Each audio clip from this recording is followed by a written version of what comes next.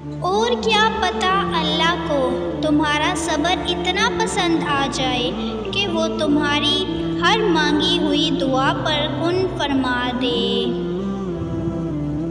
میری لاکھ برائیوں کو جانتے ہوئے بھی مجھ سے بے انتہا محبت کرنے والا صرف میرا اللہ ہے۔ ہر عبادت کا پتہ نہیں ہوتا کہ وہ قبول ہے یا نہیں، مگر درود شریف ایسی عبادت ہے جو ادا ہوتے ہی قبول ہو جاتی ہے۔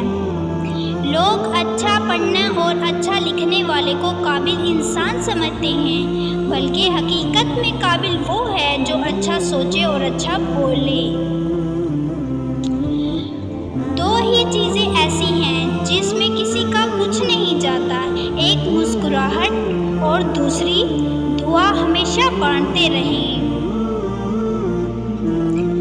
میں اللہ سے قطرہ قطرہ نہیں سمندر مانگتا ہوں، میں اللہ سے بہتر نہیں بہترین مانگتا ہوں، کیونکہ میں جانتا ہوں سب اس کے اختیار میں ہے۔